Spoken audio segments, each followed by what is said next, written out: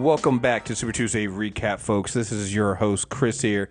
And we're doing The Gifted, so I'm being joined by not just my regular partner in crime, Dpalm here. I'm also being joined by Shanna and being joined by Jeff, who... all right, Jeff. Now, who are you writing for? 'Cause I feel like every time I bring you on the fucking show, you are either writing or you're doing a show for, or you're with a new team. So who are you with this time? So you know I'm really Caribbean, so every time you talk, I got another job. So it's kind of stable now. So I'm with For All Nerds, formerly known as Fan Bros, co-hosting for them. Still doing my freelance stuff here and there whenever stuff pops up. With Bleacher Report, also day job. I think that'll be stable for a while, unless other people want to throw me opportunities. You're like the opposite of fucking Tommy from Martin, yo. It's like I have all jobs. Right, nigga, I actually need you to stop getting jobs, yo. Can you stop? I feel like we need to have. Matter of fact, you know what? We're not even doing The Gifted right now. We lied. This is an intervention. This is how you've heard us through your actions and decisions. Dpalm, I feel you. Like, make all the money, bro. Make all the money. Listen, I won't stop people from depositing in my bank account. So, you know, I'm always there for opportunity. But I do empathize with you, Dpalm, where you turn around and you're like, oh, I have 15 new podcasts. How did this happen? Like, I mean, look. I ain't gonna get. We're not gonna get into details here, but like when we go to New York Comic Con, we seen Jeff and Jeff be like, yeah. So I got this opportunity because I'm claiming this, and I'm also doing this, and I'm just like. Only thing missing is you have the same badge, and like they don't do like San Diego where they actually put your outlet on your badge. Like, nigga, if they actually do that with you, you'd be in trouble. Could you just swap out your badge and put a new name there? Or like, no, right now I'm representing this, and here it'd be like the Dpalm, you know, the Cleveland Browns jersey with the list of all of their starting quarterbacks. It'd be like that. The 1004 hold list. That would be my name. Well, we are not actually here to do an intervention for Jeff and his many jobs, but we are here to finally talk about The Gifted season 2. Like I said, we normally do this. We started this last season, season 1.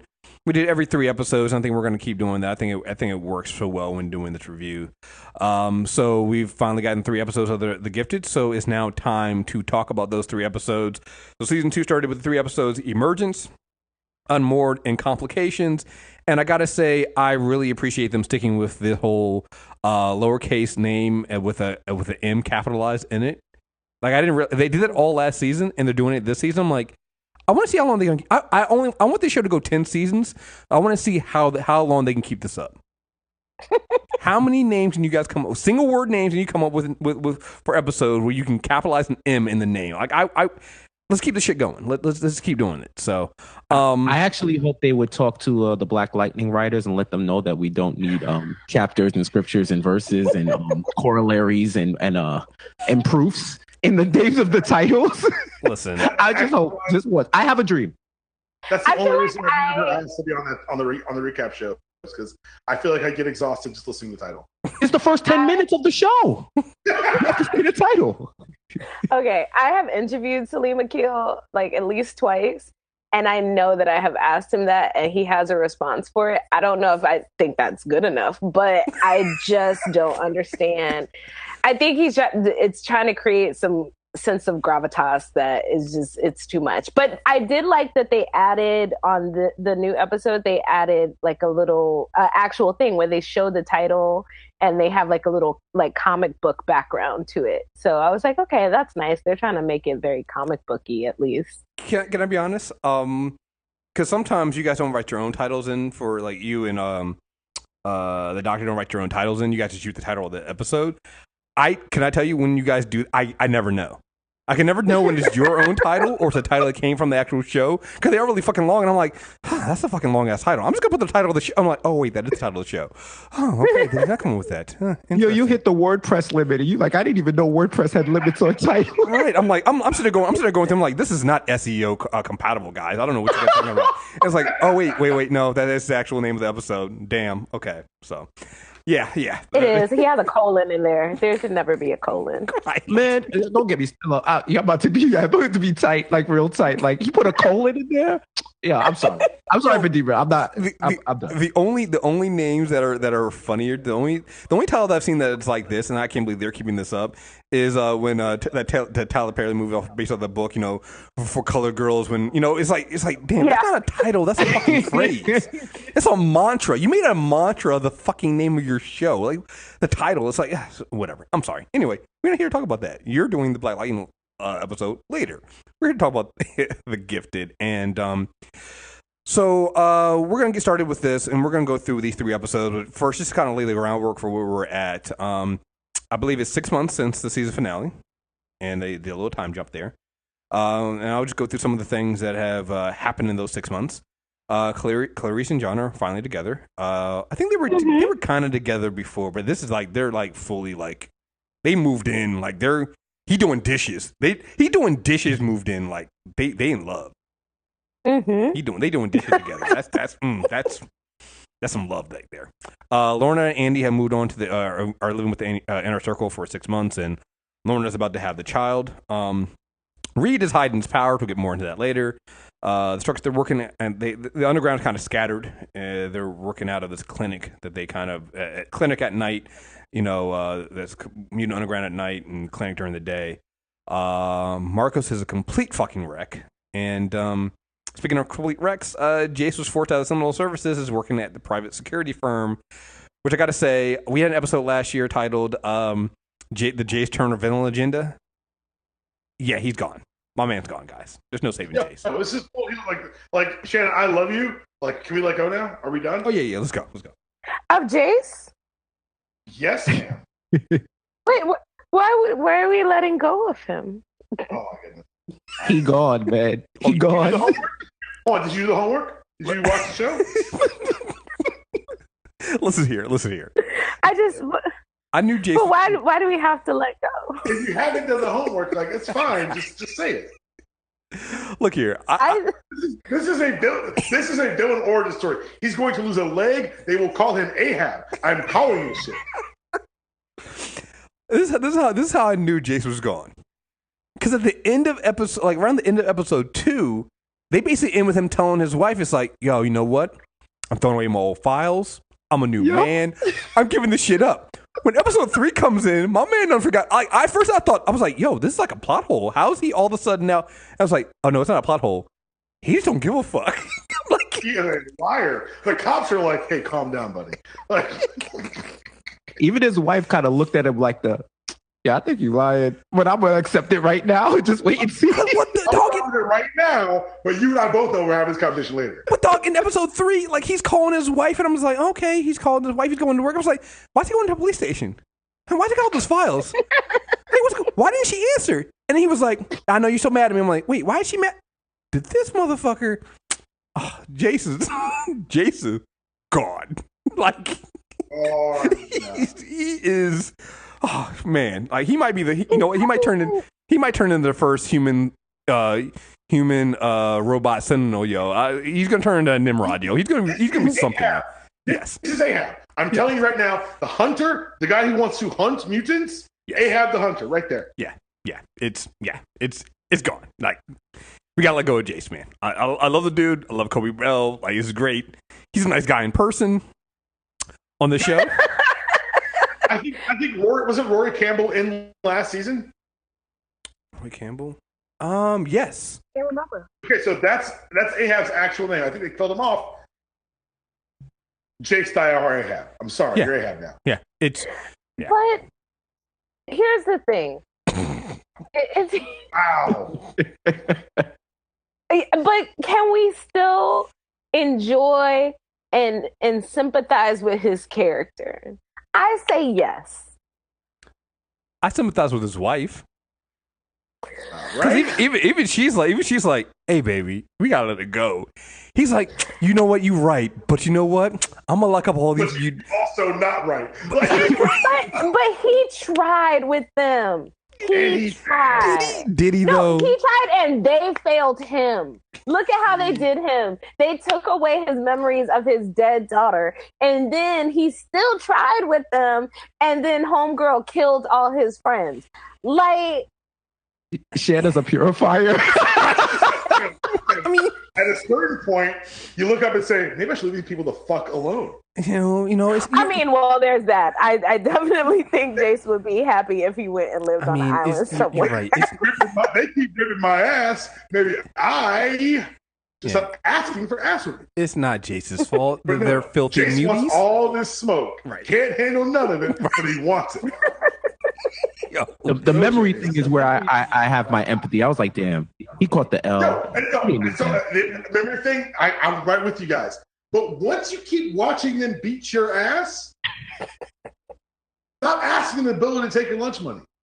Yo, he's that, but that's what you say. Like, he's the villain. He's the villain you see in like a Spider-Man movie or any of these movies or any of these these stories. He's an ex-villain. Right. You sympathize with him. Right. He's the ex-villain that you think is not a big deal at first. And then slowly, because you're like, oh, this asshole again. And then eventually he becomes a big, he's Kite Man. Hell yeah. Wow. He's Kite Man, yo. He's gonna turn into being a big deal fucking later on and being a fucking pain in the ass. Now, he might not redeem himself like Kite Man I guess did Kite Man kind of redeem himself, I guess? Backdoor. Yeah, you're right, he did. I don't think Jace is going to. I think Jace is gone. I think he's gone. Like, because here's the thing, he's about to lose his wife now. They didn't take his kid. He done lost his job because of it.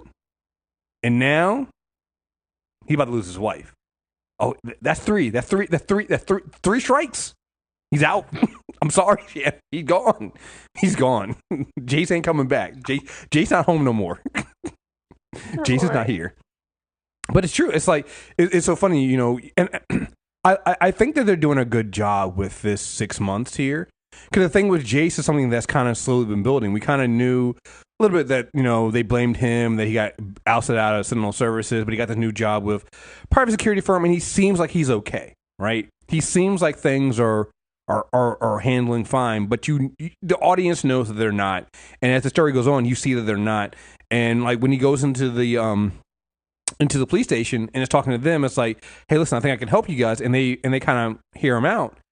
And then finally he steps overboard. He goes too far by actually going out to that crash where Reed and Lorna were. And then comes back and they're like, yo, dude, I did some research on you. You got to get the fuck out of here. I know why you got kicked out. He went to that crash so quick. And I was like, oh, this is not going to turn out well at all. He ran to that crash, and I was like, "Oh, Jace, you should have just sat there and ate your rice. Like, why would you even go there?" Oh God, I love him so much. You guys, you're making me sad. Oh, it's not supposed to be. It's not supposed to be fun. Sad at all. It's not supposed to be fun. I mean, the Jay. Like I said, I think the thing that makes villains work is when they are sympathetic. Either they have to be like over the top, because even if you think about it, like Loki in the movies, right? Loki becomes a little bit of a sympathetic figure at certain points when you're like, I can kind of see where he's coming from, but still, this is an over the top performance, and it's just the way that character is. Other villains that are really, really good are the ones that are sympathetic. You get the Magnetos where you're like, I mean, his actions are completely deplorable, but I understand where it's coming from. With Jace, you really feel that Jace is an actual good guy.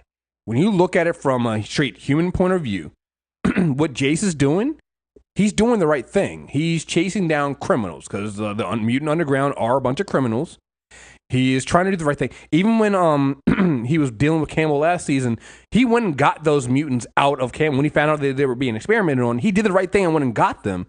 And what did he get rewarded with? With his team being slaughtered. So it's like the feelings you have for Jace are valid because he is a good guy. You want to root for him. Who has a flatline learning curve. Yeah. They keep winning, Jace. Like I'm not, I get it, but like, don't be dumb. Like, this just feels like dumb. Like, I'm sorry. Like, I get the sympathy for Jace, but I'm like, you're acting very much against your own message. Oh well, I think it's obsessed. I think you calling him Ahab is spot on. He's Ahab. He can't help himself. And that jump between lose a leg on the show. Right. Well, that jump between 2 and 3 kind of shows you to you. Like, you see that's like, oh wow, he really, like, because he was out. He pulled himself out. It was kind of funny because and I'm so glad I didn't do this when I was interviewing the group at almost all. It was Kobe was paired up with Amy Acker, and it was who was it? It was. I did not ask your question. I was not going to do that. I didn't get the interview them. But that was the one. It was 3 sets of 2, and I didn't. That was the last group I didn't. I didn't get. They ran out of time. I didn't get to interview those 2, and I'm so glad I didn't, because one of the questions I was going to ask Kobe was about Jace was, it's like, hey, you know, I had just seen episode 2, I hadn't seen episode 3 at the time, and I was going to ask him, I was like, hey, listen, like, you're kind of you and I think they did the pairings really well, because I'm like, hey, you know, Kate is seeing her family kind of fall apart with, you know, Reed kind of being distant, you know, Andy being gone, and she's chasing after the Mutant Underground trying to find Andy, and Lauren kind of being over the whole thing.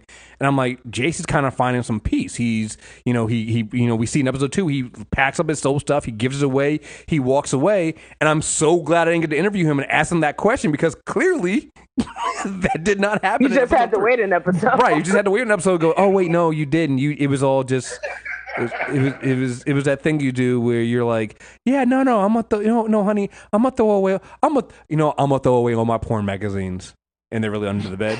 That's what that's. I'm gonna give you a simple one that we've all faced. I'm gonna delete this ex's number. Yeah, it's gone. I don't need that anymore. Let me just get this negativity out of my life and delete this number. Mm-hmm. Smash cut to 2 a.m. Right. You forgot you also had it written down and backed up on multiple drives, other places, and you somehow miraculously just found it. I didn't delete the text. I just deleted the contact. So the number's still there. It's fine. And you also memorized it, so you already know it too. Oh, yeah. So yeah, of course.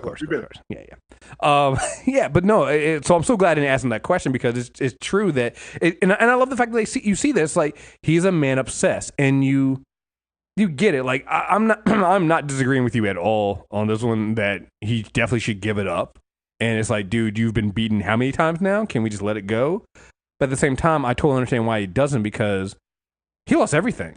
He's lost everything, you know, between his daughter and now, like, I think he could, I hate to say this, he was getting over that, but then lose his team as well, and be the only one left to survive. Now he also got the Survivor Guild there. So it's like, who he is? Who? He's Daniel Cormier. Keep calling out John Jones. Oh, man. Damn. Keep begging for the smoke. That's why you gotta. And it's like, and you know what, Daniel is, Cormier is a fucking, like, sympathetic figure. It's like, I like him. I do. I really like him. I like Daniel Cormier, but I just know that if you fight John Jones, you are going to lose again. You are going to lose. Who's going to have that honest conversation with him? Like, yo, dog, I don't think it's the drugs. I don't think it's the drugs. No, maybe the check's not worth it. Let's have that conversation. Well, I think somebody pulled it off, because he's not fighting now. He's fighting Derek Lewis now, and I think, like, I'm like, hey, John, hey, Daniel, when this is over, when you win, walk away, dog. Walk away. They shouldn't have let him live, is really what it is. Like, I know why the show let him live, but the mutants should not have let him live. Oh, no, he's going to be like a fucker. Well, that's that mutant, that's that, like, especially like the inner circle hubris of, they're not even people, they're below our notice.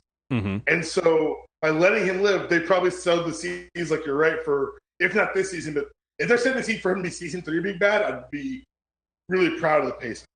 So let's talk about that then. Let's talk about, I mean, this show opens up, we get the inner circle. And again, talk about some just hitting the ground running. We come in with Reeva basically killing, and the girls killing the inner circle right at the bat. I'm like, wait a minute, we just met them. Like, we just... This is how the season's going to go? We're going to come out and we're just going to murder the inner circle that we've been fearing so much and hearing so much about. We're going to come right in, okay, so this is going to be bad. This is going to be... We open up and, okay. All right. Well, I mean, it was really on them, because Reeva had a plan, and they weren't willing to get on board. So she had to do what she had to do. Mm-hmm. Yeah, but you can have a conversation. Like, damn, I feel like she started out with a conversation, and they were trying to talk over her. Nah, Reeva's plan was to kill her. Nah, don't you this both sides shit because we like each other. I would hate to have a disagreement with you guys and get shot. I'm just saying. I'm gonna survive that UD probably just recorded. Apparently. Yo, you see how Homeboy got shot? He kind of looked up like, damn, you could have just asked me if I wanted to make a choice before you shot me. I didn't even get a chance to think about it, yo. It's like you couldn't get a chance to choose. I mean, once a gunfire starts going off, my answer's going to be different than when it wasn't before. I didn't know you were packing. But usually they leave one person to make a choice. I'd have been like, damn, why'd you have to go shoot me last? Like, let me make the choice. Like, yo, you know what? This inner circuit thing I think it's kind of lit. Like, I'm with you. You know what? You don't have to shoot. In light of this new information, I would like to amend my previous answer. I'm not a flip-flopper. I'm someone who's changed and grown with the new information presented to him that you have guns. Right. And now I'm with you because you have guns. Wait, we can have guns? See, I didn't even know. I didn't even know. No one told me guns. That's good. You guys are leaving out important information here. Like, if you told me there were guns involved, the answer is yeah. Duh. You know? So, but yeah, no. Reeva is clearly a problem. And what I love about it is you can see that she has no problem because she was going to kill Andy. Oh, yeah. She was. She was going to kill Andy. And Andy came and came clean. And I was like, Andy, you have no idea how close you were to dying. And it's like, here's the thing I love that we know that the two Strucker kids are powerful, but I love the idea that I love the fact that Reeva and Lorna are two of the most powerful mutants on the show right now. You have two women. One of them's half black, so that's even better. And the fact that I just wrote my little article on the 13 minutes of Dark Phoenix that they showed us, and I gotta say, it drives me crazy that this show understands the X-Men and mutants so much better than a multi-million-dollar movie series does with the title characters. It's just the fact that they throw in the fact that you have these two sides, and even though you know the inner circle is bad and is up to no good, you still kind of feel some sympathy for them, and you can see why good people like, and I'm still calling them good people, we know which side they picked, Lorna and Andy, you see why they would side with them. Mm-hmm. You see why they would do it. Yeah. Right. At some point, you're like, well, shit, we have these powers, we should be able to, and I'm tired of being hunted. And when the girls show Lorna that vision of the future, and what her future could be with her with Dawn, it's like that's a hell of a motivating factor, and that's going to be hard for her to get to let up. You know. Yeah, but you also got to remember that she has to remember their power is not seeing the future. Yes, that is my thing. That's an imagination. That is their imagination being implanted into her brain. Like, what is going on here? But I think that's my thing with Lorna. I want to know: is this the vision that she hopes it will be? Does she know that they're lying to her? Like that, like how much of it does she truly believe is achievable? That's the question I have for Lorna right now. Well, I don't want to get ahead to jump to the whole thing with Marcus. When Marcus comes and confronts her, it's basically like, they're lying to you. They're in your head. Like, I want to know how much of it, like you said, I don't think, I want to know how much, I'm with you. I want to know how much Lorna is actually in control of that vision. Like, does she believe that they implanted it in her mind, or they're showing her what a possibility is? Or is there something that's actively going on? Like, this is something that's actively motivating her, that they're constantly, that they're constantly in her head, kind of putting these images in her head. So she's always thinking about this going on, which is the frightening thing about being around telepaths, right? It's like, you never know when your own thoughts are your own thoughts. Right. I kind of looked at it like a psychic political ad. Yeah. Like these humans are taking over our country. Only you can stand by the inner circle and vote Reeva. But it is vote Reeva. It is kind of scary when you think about it, because how much of it, like Andy, I don't think he needed that push. No. You know what I'm saying? He's a brooding teenager with destructive powers. It's only like it's like, you are the archetype for what they want. But for her, I think it's more so they're playing on her emotions, and they're saying, you want a better life for your daughter. This, turn the other cheek and just live altruistically isn't going to get it done. We're really trying to get it done. And when she took down that plane, I knew it probably was the images were probably the extra nudge just to convince her, yeah, you're doing the right thing. But I don't know if they're really I feel like it would be taxing for them to be constantly in control of everybody there.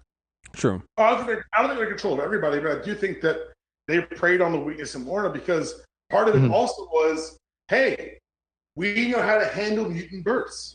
Your ragtag kids can't do this. Like, we're best for your child. And they allowed her to latch and kind of project onto that. So now she's in so deep that when I think what Marco said they're in your head is because he felt himself connected to her head through there.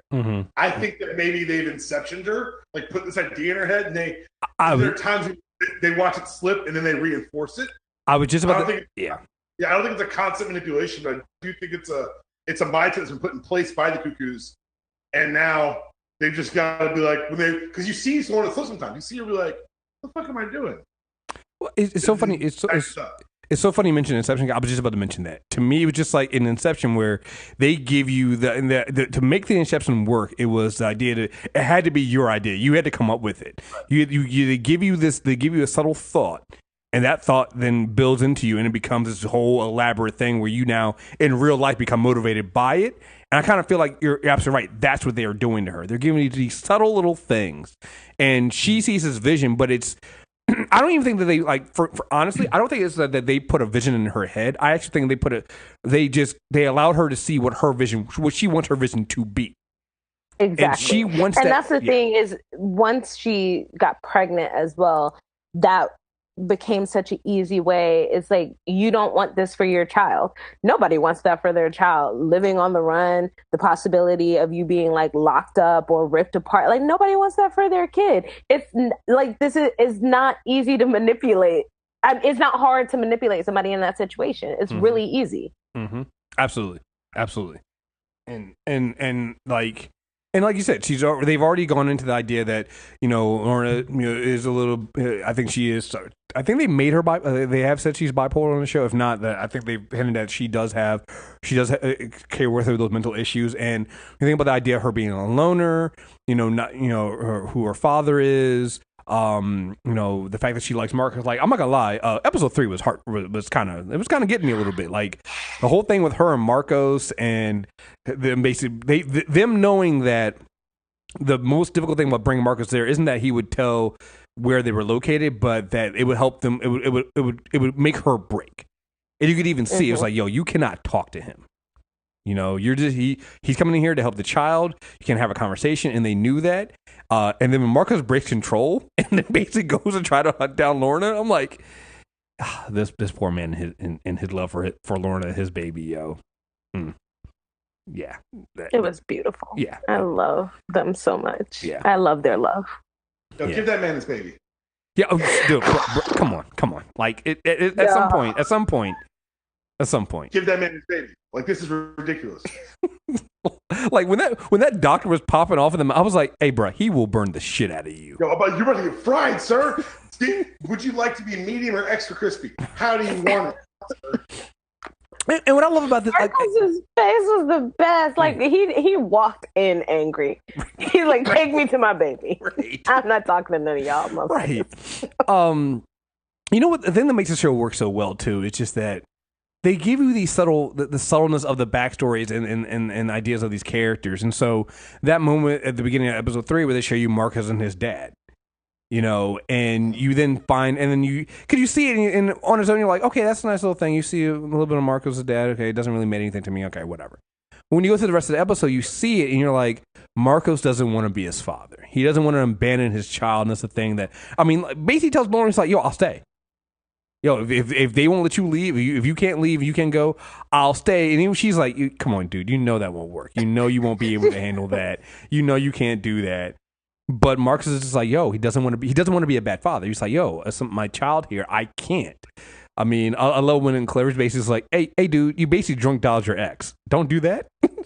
You basically, you got everybody looking at us and, looking for us now. And you went on the fucking rooftop drunk as shit and decided to drunk dial your ex to let her know that you knew the baby was born and blah, blah, blah. Like, dude, you can't do that shit. You can't. But Marcus is that kind of, all he cares about is Lorna and his child. That's it. And, but she knows that after a few months, he'd be basically like, you know, these people are evil, right? We gotta leave. You can't. After a few months, I give Marco 2 days. 2 days, he's like, True. So you know they all evil, right? right. Yo, Marco's also with the lights. Best drunk dial ever. Oh, yeah. The kind of drunk dial I wish I could get. Drunked out the whole Eastern Seaboard. That's Right. It's like, you know what this is like. We were going with the X, the X thing.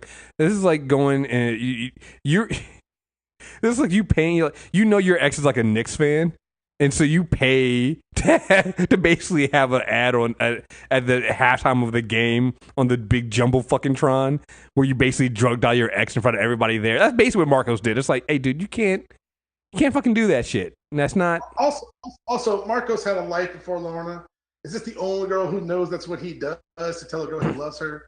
Like, I would love for like a bunch of tips to come in. Like that was Marcos. Like, what? How do you know, ma'am? Well, he used to date. Well, and that's how they get caught. Well, the only other person that would do Marcos that. again. Well, the only other person to do that is the chick from the first. I can't remember her name, but she's a criminal too. So like, she wouldn't call in well, maybe she would despite him, but like, Yes. True. But I like how Jace was like, no, this guy is Marcos. I know it's his power set. He could do it. Blah blah blah. And you know, and I'm like, yo, Marcus. I'm like, Jace, you are. This is what obsession looks like. It just. The best part is that everybody thinks they're dead, so it makes him look even crazier. Right. He's like, it's this mutant that I know y'all think is dead, but really they're alive. It just looks even. No, but it's a mutant. Like it's a mutant you thought was dead's alive. Like people would buy that shit. I mean, it's the whole thing. It's like if you don't see a body. Like we were doing Ultimate Spider-Man next for a character corner, and there was that one point where where Nick Fury tells Peter that he's like, did you see a body? No. It's like, well, let me tell you something. If you don't see a body, probably coming back. Yeah, the little shout outs to like existing comic book shit like in that series we're talking about then, but man, it's very funny. Right. It's like, hey, dude, come on, let's go. Let's see here. I'm gonna say the Morlocks for last. 'Cause I can't believe they put those on to season 3. Let's talk. Let's talk Reed. Let's go ahead. Real quick, Kriss. Reeva's the black mom we all had at some point because when she like stopped Marcos, it was like, "Are you done?" I was so triggered, bruh.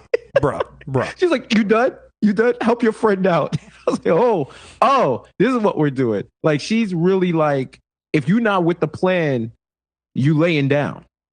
Mm-hmm. It's like, oh, okay. Reeva a bad bitch, and I love her. Yo, because Marcos was on a fucking tear, yo. It's like he took down all 3 of the cuckoos. I was like, oh, okay. Let's see, Marcos basically trying to pull a fucking Thor. You'll bring me bring me Lorna. I was like, oh shit. But then like he got kicked in the chest by Reeva, and it was like, oh, so that didn't last very long. Also, those are telepaths. Don't be so brash, please. Like, they're telepaths. They're terrifying. They can make you do anything. Like when they went to that, oh, buddy, we can either give you the money or we can just make you forget this ever happened. So, all right, well, that's creepy as shit. Well, give me the money. So I'm glad you brought that up. So they've only named one, right? Esme is the only one they've ever named, right? Mm-hmm. So I think we've gotten some hints that she might eventually break from everybody because she can see she's not completely with. She ends up doing it, but you see that she's having some of her thoughts. Like even when they went, so when they were like, okay, look, we kind of messed up. We got to make sure that there's no witnesses. So we got to go back and get rid of everybody. She's like, but that other dude, like, there are no witnesses. Like, the other dude, we gave him money. He's good. And she's like, no, you got to kill him. And she eventually goes along with it and does it. But it's just, you can see that she's starting to have some, I don't want to say doubts, but she's starting to question some of the actions they're doing. She still goes along with it. So to me says that we're going to have two ways it's going to happen. Either you're going to see her eventually break, or they're going to do a double down because that's usually the way those two things happen. Like, but you're seeing that every now and then here because, like I said, when they went back to kill old buddy, and then she basically had the truck run over him, and her sister was basically like, "You're no fun." It's just like, I mean, she still killed the dude, but she was like, she's not gonna go total.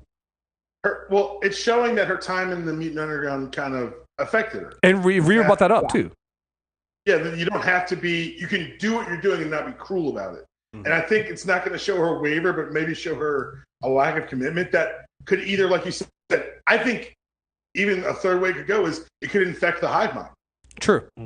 That's one of the things. They share a brain. Like they're all like, yes, it's her breaking now, but that means that within them they know about her doubts, and that either they have, like you saw them arguing telepathically, which is super rude. Telepaths. If any telepath listening, don't argue telepathically. But again, it's like texting with people who are in the room with you. Like it's worse than a whisper. Yeah, it's so much worse than a whisper.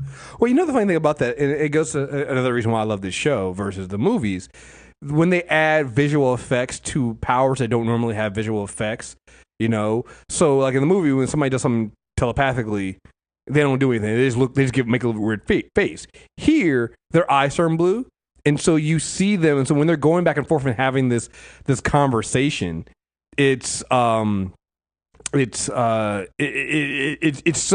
visual thing. It makes you see that wait, they're not just having a conversation; they're having like a rude conversation among the three of them, and like, and then Reeva's like, "Girls, stop being rude. We don't, we talk out loud." But you're like, it's this thing here, and you're right. It could be that her sympathy or her doubt start creeping into the rest of the hive mind, and but I like the fact that it's subtly there. You're starting to see it here and there. You also know that, remember, not only did she spend some time in the Mutant Underground, but she kind of has a little thing for Andy. Yeah, her and Andy have a little connection, and so it could be like, what if Reeva decides because at one point, I think it was her that asked when Reeva's like, I'm gonna go talk to Andy. Like, what are you gonna do? It's like, were you going to kill Andy? How would she feel about if because eventually at some point Andy's going to go back. He's going to go home. So he becomes the enemy now. Is she going to be down with killing Andy or killing Lorna or doing something like this? Remember, even when Lorna, the baby was born, Lorna told Andy's like, listen, they're going, whatever you do, save the baby. They want me. They'll let that baby die. So you do whatever you can to save my baby because they're not going to do that. So I don't know. I find this is like they make this inner circle seem like it's well put together, but you're starting to see the little doubts there. Like Lorna doesn't 100% trust them, which I think is on the good side. She has that vision for the future, yes, but she also has her doubts because she said certain things to Andy, and you can just see it. She's not 100% on board with them. But everybody else, you're starting to see it in them as well. Andy might be a little different. Andy, oddly enough, might be the only one that I'm like, no, he's 100% on board. Like he's missing. Andy ain't shit. Well, that's why I think it's funny because the other version of visions we're seeing is their shared dream. I think that's the future. Yeah. Yeah, at some point, Andy and Lauren confronting each other on that rooftop. Yeah, man. I'm like, yo, this feels more likely than President Lorna Dane. Right. Madam President Lorna Dane. Yeah. But no, but you're absolutely right. So she was so extra with that dream. I was like, girl, it ain't going to be that much. Right. You can't walk in the street right now and you want to be president. All right. You're still the daughter of Magneto. Let's stop. Let's we are not our parents, and I believe we might actually, this is a villain agenda show according to Shanna, so maybe we couldn't eliminate her for that. I mean, I'm not gonna say, hey, hey, everybody else has been president. Why not Magneto? Yeah. Let's hear him out. I mean, he's got some good ideas. But no. So let's talk about the truckers because I think it's another interesting dynamic. Let's start with Andy and Lauren. It's like, these are two kids who have a complete have this huge connection. We're now seeing another side of their connection. Now they're not there. They clearly they still feel each other. They're having the same dream that kind of ends the same way, and they're drawn to each other though. And that's going to it was going to affect was affecting Andy because Andy needed to use his powers to, in training, and it was kind of in his mind so much he was having trouble, and I'm really interested in seeing how that's going to go because Lauren seems to be really, like, rightfully so. She's the most upset with Andy. Like, Kate just wanted Andy back. Reed's going through his own shit, and we'll deal with Reed in a minute. But Lauren's kind of like, he left me. He left us. He made the choice. Like, they're having that argument at one point, and Lauren comes in and is like, no. He wasn't taken. He wasn't kidnapped. He made the choice to leave. This is what he wanted to do. And that's doubled down by the fact that he dyed his hair blonde, and he went full villain. Like, he made that choice. He made never dye your hair. Never go full villain. Yeah, he went full villain. Andy is in the house. Right. I need to set him on his forehead. Yo, let's go, Martian Andy. Yeah, he got the blonde hair. He got the fucking leather jacket with the studs on it. It's like he went full villain. Like he's season 2 of the anime, baby. Let's go, Andy. He went to Villain Fashion Nova and got the fit. He was like, yo, I need to be fresh. Yeah. You want minor villain? Nah. Give me full Sephiroth. Let's go. He's like, I'd like a contemporary Sephiroth. Oh man, I'll look at Andy. I'm like, see, this is why you got picked on in school. Yeah, this is no. This is why they shouldn't have done it. This is what happens. You pick on kids. No, this is not why they picked on him. This is what we call the reckoning. This is reckoning. This is Peter Parker, and Peter Parker didn't have morals. Like, yo, facts. Like, yo, I told you leave him alone, dog. I seen it in his eyes. Leave him alone. Yo, I need that male Care remake because it's called Andy. That's what this is. You're watching it now, right? But yeah, I'm really interested in seeing how this plays out there because again, they have there's clearly something in your Strucker line, and I also want to know what Reeva's real plan is because at one point she's talking to the girls and they're like, oh, we have one of the Strucker, we have a Strucker. We have Lorna. They're putting together a pretty powerful, and then Reeva herself is very powerful. This is a super, super powerful group of individuals here. 2 of which aren't the most emotionally stable people. You think? Fair. Right. Fair. I mean, to put it mildly.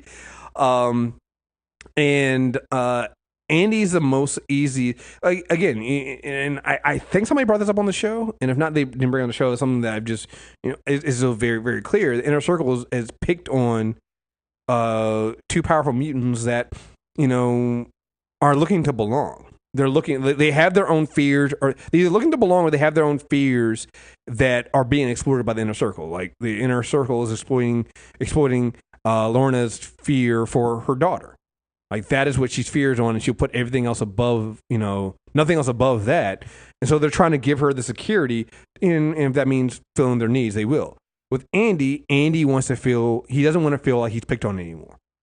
And they're letting him unleash. They're letting him go out there and be this powerful mutant and fight. Give him a cause to fight for.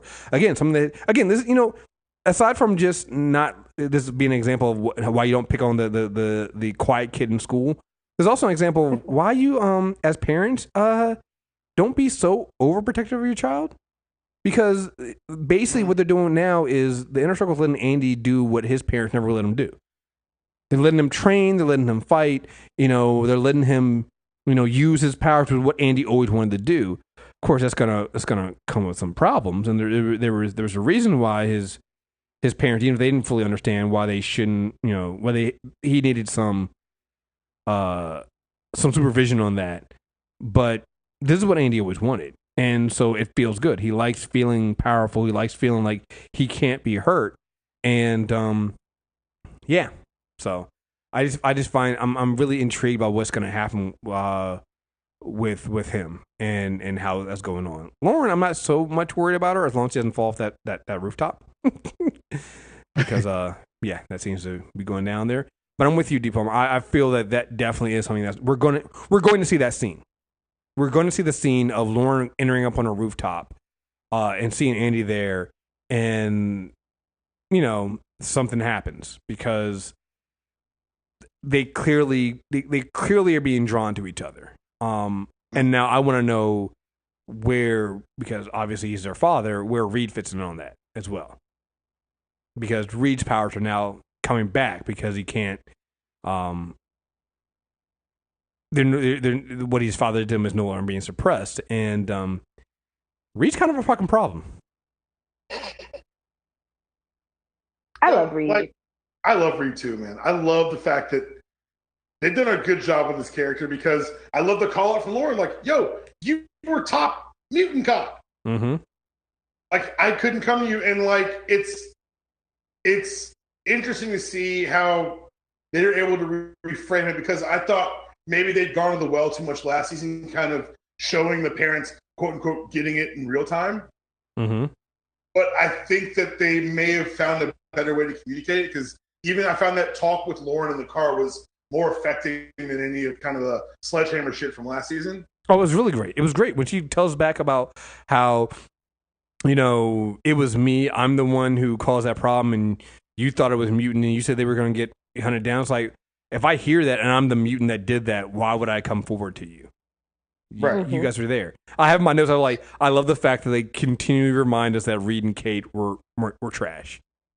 They and lightweights still are, but it's Kate just Kate like is. when we talk about like the Kanye stuff right now or the Me Too stuff right now, it's like people hear the things you say. So if you have friends who are those things and they hear you saying horrible things about those people, guess what they're never going to do? Come out to you or tell you about the time they were raped or, talk to you about their mental health. Like, people listen to the things you say. Mm-hmm. And the things you say when you think that those type of people are not around are how you truly feel. And maybe not even directly saying specifically against your people, but just the way you comport yourself or your attitude to say that you're not a safe place or a safe person to talk about these other things around. Right, because even if it wasn't, even if what happened wasn't Lorna's Lauren's, I keep calling her Lorna. Even if it wasn't Lauren's fault, why would she go forward? Why would she come forward and talk to her father about it? It's like all I could ever hear again. You were the top prosecutor for you're top prosecutor against mutants. So again, why would I come to you? And then two, just the way you all would talk about things. Like, and again, we saw that in the first season. Like you guys talked about mutants horribly. Then you find out. So I find it's and I'm really intrigued to see two things. One was Reed, him finding out that the entire time you were also a mutant. You just had your power suppressed because your father genetically altered you as a child, and now you're coming out. Which makes him a victim too. No, it does. That's super fucked up. Well, no, it is. Right. Like we. I don't think we talked about it enough last season. It's like his father experimented on him. His father basically genetically mutilated him so that his powers wouldn't manifest, and so nobody would know he was mutant. Was your dad? Let's have that conversation. You said what now? Dr. Mangelo was your dad. Yeah, that's basically what happened. Yeah. Oh, and by the way, your father also was a mutant. It didn't tell anybody. It's just like it's all over. And like the child of like one of the strongest mutants ever. Right. And so this is your lineage. I think it's really kind of. I'm enjoying how they're showing, and like you said, the mother and father are still trash. Reed, and I always call her Fred. She's Amy Acker. She's Fred. Sorry. I think it's really realistic how they're showing them. No one goes from being trash to being a great person overnight. And absolutely. I like how they're having them grow in stages, because I know that in my life, I've been a person who did not make people feel comfortable with certain things. And I think that every day I try to be a better person. I think that's what they're trying to do, trying to communicate here, that change isn't overnight. It's a constant process, and constant work, because we watch Reed and Amy Acker fuck up. Yeah, and to be fair, they're a lot better this season than they were. A lot. I mean, Reed is definitely, and I think also because of the whole thing of you are a mutant. Like, so once you find, it's that thing of, right, you're no longer in the closet, Reed. Like, you are destroying cabinets. So, like that conversation where you were trying to explain to Kate what happened. It's like, where's the file cabinet? Oh, yeah, I moved it. Hey, why is this? This is weird. What happened to the wall here? It's like, yeah, no, what are you talking about? I don't, what? It was just so one of these awkward things, and then his power to manifest in the car, and they crash. It's just like you can see this happening. But then when Lauren has a conversation with him, it's like, why didn't you tell anybody? And he was like, and he kind of goes to the whole thing of, this is why your kids didn't tell you. You know, it's like, you kind of did the same thing. You want to try to get your head wrapped around it. You were trying to figure out how to tell them.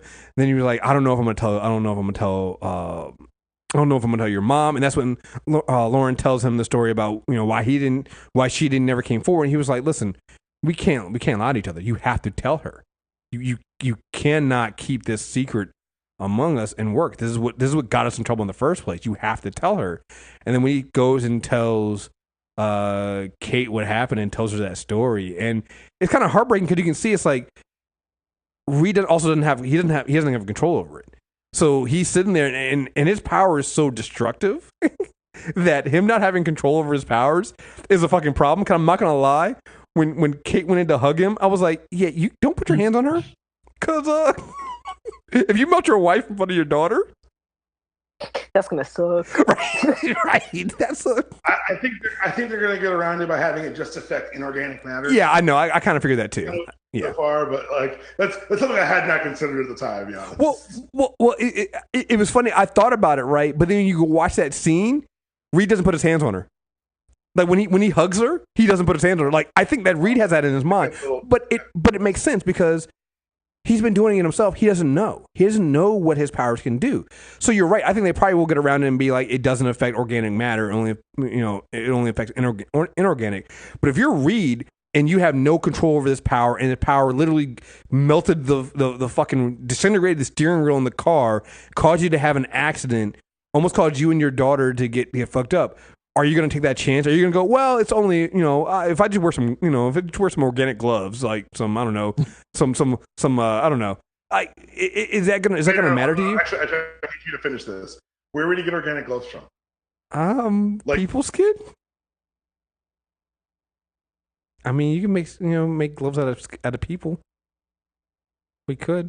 No, I'm just mad at myself for bringing it up even further. I'm just saying, I do think it's pretty authentic though that they would realize stuff now, given their circumstance. Oh, absolutely. Like he's a mute. He's been a mutant and it's manifesting. And when he says, "Well, why wouldn't you tell me?" It's like, well, one, kids don't tell their parents every single thing, and two, you basically said, "Oh, we'll hunt whoever the motherfucker is down that did this." I got you. It's like, but it was me. So even with Kate, I feel like she's focused more on getting Andy back. Oh yeah, and she really hasn't had to reconcile with how she felt about mutants and where she is now. She's just acting like in terms of just, we gotta get stuff done. So she's making those movements, and she's just getting tasks done instead of really internalizing. Yo, we are in a mutant underground with a bunch of people who I was prejudiced against, and probably still am a little bit. And my son ain't around. So if that is all resolved, who is she going to be after that? Well, so Shannon's question wanted me to ask Amy. She wanted me to ask her how she feels representing the 53%, which I was never going to ask her that question in that way. But it's true. Good question. It is a good question. It's valid. I was going to have to redefine that question before I asked it to her. But you're right. It's a weird thing that Reed's job was to prosecute mutants, but when you look at it, Reed's come along for. I think he's a lot more genuine in his understanding, and this is even before he became an actual. He actually found out that he was actually a mutant as well. I think Reed was more understanding, even in his job, right? That what it was. And, Kate on the other hand, Kate was just a bigot. They're both bigots, but Kate was like one of those like white liberal bigots, and you're right. I don't think that's changed with her. Because even Lauren kind of calls out and was like, yo, Oh no, it's not. I don't think Lorna. It's Reed. Reed was like, you have another daughter here. You have a daughter here. You have a child here. You're just concerned about Andy. Andy's gone. It's been 6 months. She's like, you're not doing enough to find him. We got to go do this and that. And I mean, she goes out and gets shot. I mean, she goes through a lot just to find out about Andy. It's like, you got shot. You almost got killed. You have a daughter that's currently here with you. And yeah, but someone took, in her mind, someone took her son. No. You're right. And I'm not saying that that's not a wrong thing, but like what brought up to her is like, somebody didn't take her son. Your son left. And two, I just going in with the thing we were talking about here, I don't think she's had the time to or the necessity to actually process her own feelings towards mutants. I still think it's very, very much of, well, my kids are mutants, so therefore I'm okay with it. Not that she really fully understands what's going on. Or even the fact that, hey, this is a group of mutants that we're with. I think with Lauren, and now she's going slower. I think now it started with just her kids. Now it's getting out to the Mutant Underground, the immediate Mutant Underground that they're in right now, and the mutants that they're in a bubble with right now. I don't know if it extends out that, which also could go to why Reed didn't fully come out to her to begin with. That his powers are now manifesting. Because now that puts Kate as the odd woman out and being the only one in the family that doesn't have powers.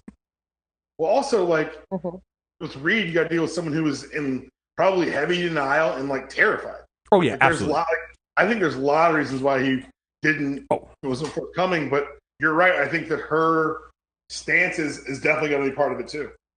Oh, absolutely. Absolutely. It's... Like I said, I just like how, like you said, I like how they're handling it this season. Like I said, it was very heavy handed in the first season. I think now they got a second season, they're able to kind of tone it down a bit, but it's still very, very much there, and it's very, very real. Like if you take out, and this is the thing that always makes the mutants and X-Men so relatable. If you take out the powers and stuff like that, the conversations they're having are real conversations people have. These are real conversations people have about race, gender, sexuality, and things like that. It's all really there, and I think that it worked out really, really well. All right, so before we get out here, let's talk about these. They give us a Morlocks, yo. What are we doing? The Morlocks in episode 3 of season 2. They ain't playing with us.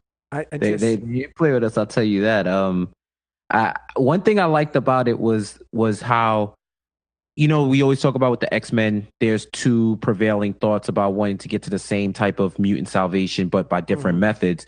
And Erg introduced a third thing that I thought about like in the background, but he brought it to the forefront, where when they're talking about freedom, mutant freedom, and he says the X-Men don't fight for freedom, they fight for tolerance. And this is tolerance. When you tolerate is you hate somebody. Like they hate us still, but they just want to coexist and not kill us. But that's not really what the freedom that they're working towards. They're working towards pure, I walk around, I could have 5 arms, I could have 3 eyes, and I walk around the same way as quote unquote normal humans. I can't hide it. I found what? Basically, you don't hide. You don't hide yourself. You don't try to fit in and look human. Right. And I actually thought it was ill that in this, I guess, continuity, the M is a sign of pride and not being tagged like in Bishop's timeline. Right.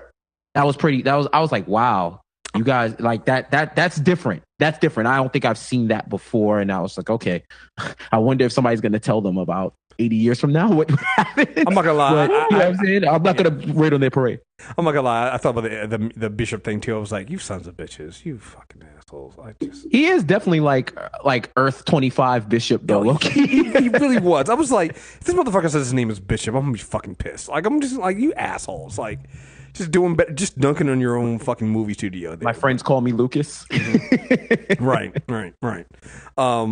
It's just no. I really appreciate that. I appreciate the fact that what he says to Clarice, and basically it's like I want you to kind of be. She basically turned into a spy, and she, for all we know, she agreed to it. She agreed to be a spy for the Morlocks, and what she can do, and I like that idea because we still don't have all of the information about where Clarice came from, and there's a lot of stuff going on there, and then with with John, we have the whole thing with what was the woman that came to see him, the lawyer? I can't remember her name. Angeline Whedon. Whedon, yeah. Named after the character was named after Joss Whedon. Yeah. After his astonishing run. Yeah. So, just the whole thing with her and basically telling, John now being motivated by the idea that he failed. He was picked to be the leader of this underground team. He failed, and now this is a thing that's kind of motivating him and driving him because he wants to prove that the X-Men didn't choose wrong. And I like this little thing that's going on with the two with John and Clarice, where Clarice, because she constantly bring up the fact that she has to hide what she looks like because she has to look more human. She goes down to the Morlocks where they're just like, hey, no, we don't hide who we are. And then although they live underground. I just wanted to point that out. They live underground because their insistence on not hiding who they are means they can't live above ground. Right. I know, but I just want to be clear that they were making it very much so like, we don't hide who we are. And I'm like, but you live underground. Because they can't hide who they are. I understand that. I'm just saying. Well, they also hide. They also hide the entrance. They're making it seem like they're so bold, but they live underground. Yeah, it's the above ground gets you killed. I'm taking their boldness. Well, I refuse to vote for the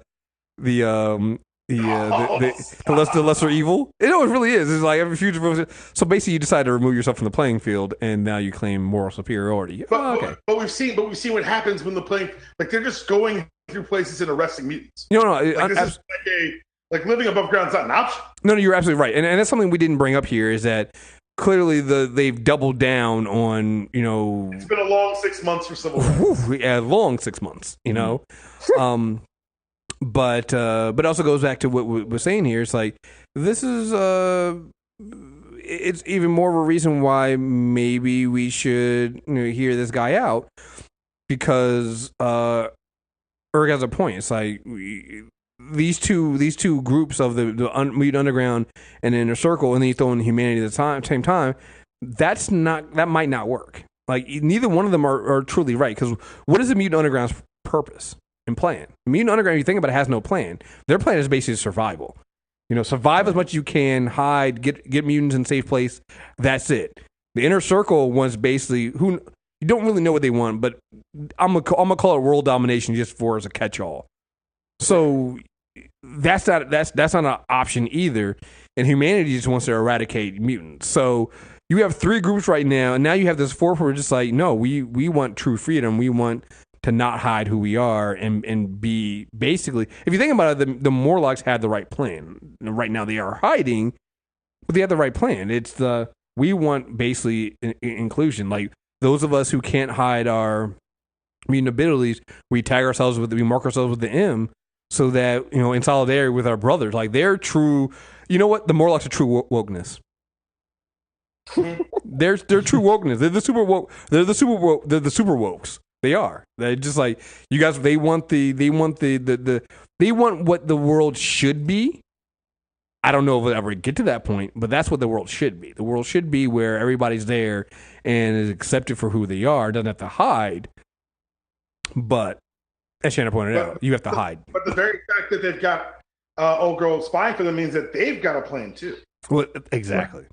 They're up to something. Can you make this seem so slippery? It's like, hey, I'll give you the information you want. I just want, you come across any good information, you just give it to me. You basically want me to be a spy. I mean, you use that word.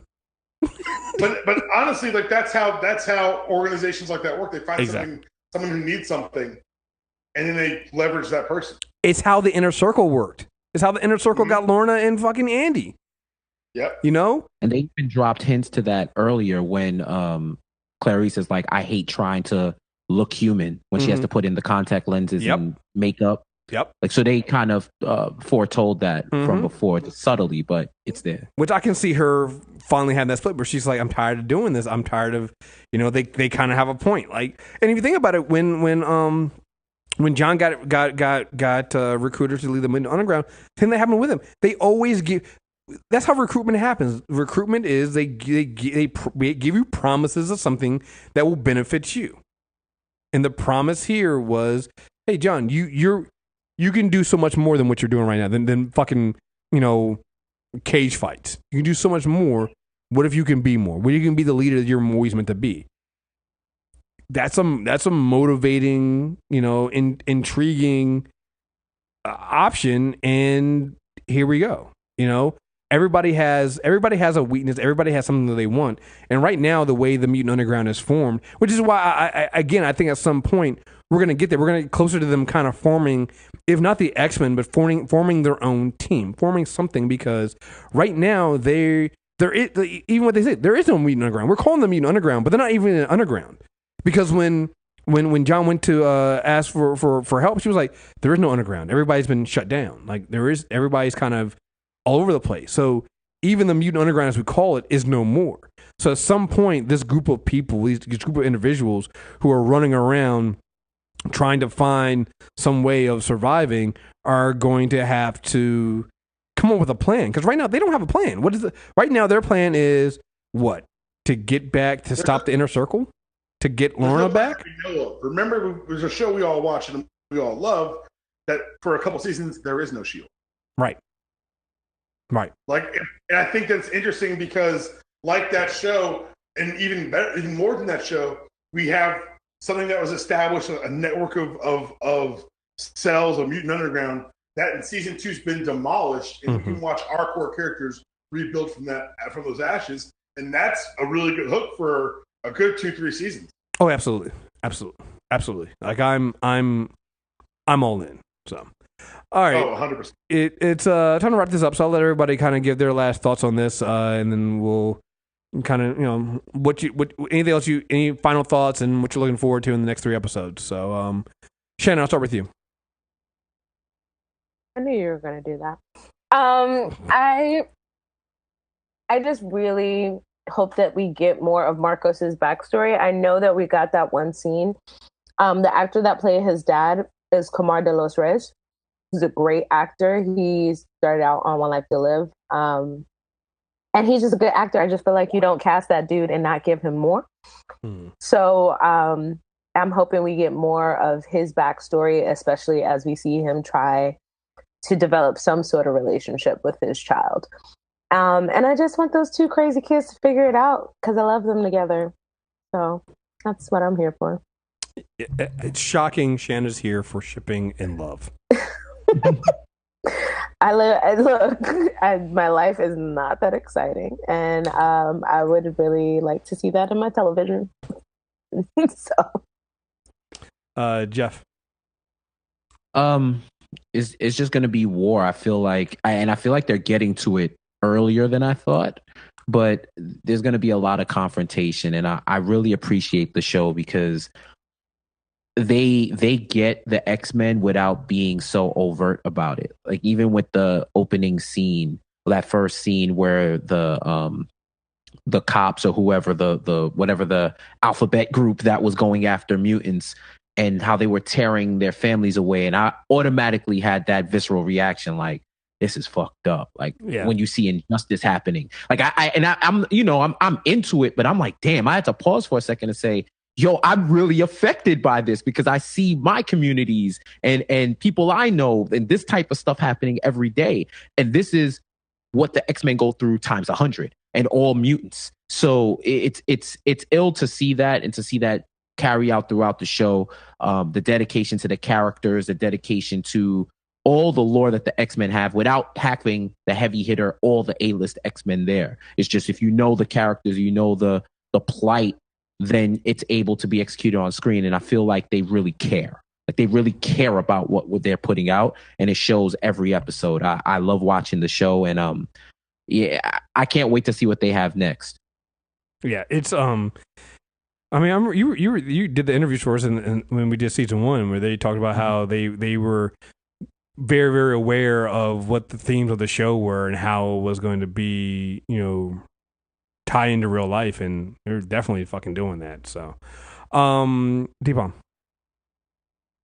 I am along for the ride. I'm here for it. Everything everyone's already said. The atmospheric appreciation of what X-Men actually means. Down to the raids, down to Jeff making a 90s New York hip hop reference with Alphabet Boys. I appreciated that. Very New York of you. I do appreciate that very much. Thank you, sir. Yeah, it's just everything's been spot on so far. Everything has been pitch perfect. I do think, like Jeff says, a war is coming. I think that whatever the Hellfire Club's plan is, I think the Underground's plan should be freeing mutants from captivity, from being experimented on, and that way they can open the door to a man in a black suit, white circle on his chest, and they'll have their big gun for their war. Mr. Alexander Summers. Make it happen, Fox. I didn't think he'd go this far. And if Alex Summers shows up, Shanna, I'm real sorry about Marco. Marco. Oh, man. Yo, that's not right. Yo, that's not right. Yo, you violated. I'm a Havoc Mark. He's not wrong. If I got to and New Mutant made up for the show, I'm gonna miss Mark. Oh man! I don't think they're gonna do that because didn't they use Havoc? They used Havoc in the movies.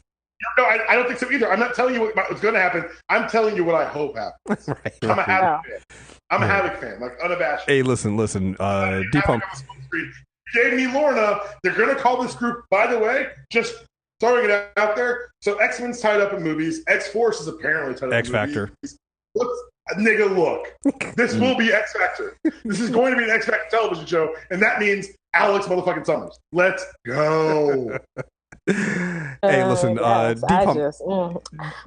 I'm just happy that New Mutants and also Dark Phoenix. It's not happening. It's not happening. So I'm just happy. Unfortunately, I think Dark Phoenix is going to be put out because they have to. They have to with that trash. But it is. Trust me when I say it's going to be trash. It looks like trash. Like it. How does Quicksilver's powers work in zero gravity, guys? No. How does Quicksilver's power? I didn't know that happens. How does Quicksilver's power work in zero gravity? I have to go back to my high school physics books, and I might have an answer for you. But I don't think I'm just thinking out loud. So my final thoughts on this one. One, we said, I think the war's coming soon. I think we're going to see the next episode. I mean, we're going to see what because clearly the Inner Circle was planning some kind of heist. This is why they needed Andy to break through those walls. So they're planning something. So the question is, what is it that they're planning?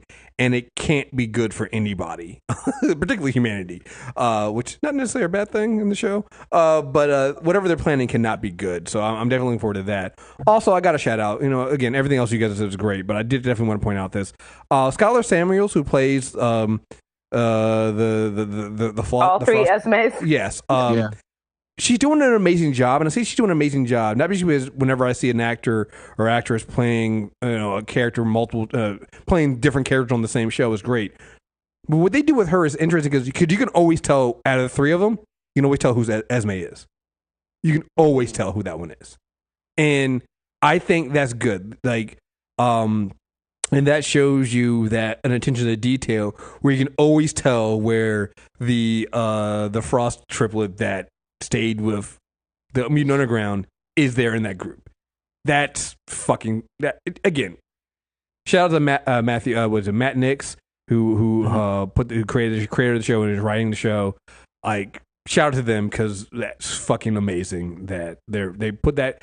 Again, it's an attention to detail that you don't see in the movies, which I think is fucking embarrassing for the movies. Just it. So when is season 2 of Legion going to drop on Hulu, by the way, speaking of Matt Nix? I have no idea. Should be soon though. Because it came out over this summer, right? Last spring. I wouldn't be, you should check, Shanna. Yeah, it might be there. It should be up there now. I literally check it every time I go to Hulu. Is it not on Netflix? No, last year they released it on Hulu and all the episodes are on Hulu now. Oh. That's weird. Of season 1. So I'm like, I love that show, but it is a show that I have to watch in a whole chunk because otherwise I'd just be confused. So I'm always waiting for it to drop. Cool. So, but yeah, I finally got to sit down and check because it's a short season too. So, I gotta check that out. People have said good things about that, and after what I've seen with The Gifted, I know that show has to be great as well. So, it's a mind fuck. I'll tell you that much. But yeah, it's good. That's what I hear from everybody. So, all right, well, there you guys have it. That is our review for The Gifted, for the first 3 episodes of The Gifted. We'll be back in 3 weeks to talk about the next 3 episodes. Stay tuned on MTR Network. We got a lot of stuff coming out. I mean, obviously, we'll also have the Black Lightning review up, and then I think Supergirl comes back tonight, and so does Arrow. So this week we'll have new reviews for both of those coming out as well. Also, this is not going to be podcast. I'm going to write a review and my early thoughts of the first episode of Titans. I did not know, this is smart on DC Universe. I did not know they were releasing it 1 episode at a time. That's smart. That is very, very smart. Because I would have canceled if I didn't. If they did. I see what you're doing there, guys. Smart. All right. So I'm going to see what that is. I've been seeing people say, the things people say about Titans are the same thing people say about Venom. They're basically like, oh, he was okay. He wasn't that bad. And none of it is enticing me. But I'm going to see. I'll watch the first episode and know that it's probably not what I want. So, but I have some Titans interviews to put up. So I might as well watch the first episode to go with these interviews. So taking one for the team. So just stay tuned on MTR Network and find that out. And like I said, make sure you subscribe to Super Tuesday Recap. You can get it on Spotify now. It's really easy. Just search for Super Tuesday Recap. It's the only way to get the reviews for The Gifted and Star Trek Discovery when we come back, because they're only going to be on the Super Tuesday Recap feed. So make sure you subscribe to there. Anybody got anything else? I know, Jeff, what do you guys got coming up? Well, we dropped a bunch of our stuff from New York Comic Con, slowly rolling it out because we don't, Kriss, as you know, we don't have editors. Right, we don't have a full-fledged staff, right? So our greatest day in cosplay, we got a bunch of the people of color cosplayers and a bunch of people that there were some good ones out there this year. So we're doing a compilation that's coming out on Monday, and that's pretty much it. Podcast every Wednesday. And for all nerds, you can check that out wherever you listen to podcasts. And I'll be here with The Gifted. And if any other jobs pop up, I'll be sure to let you know. You have a problem, sir. You have a problem. So, all right, folks. Thank you guys very much for listening. Until next time, we're out of here. Peace.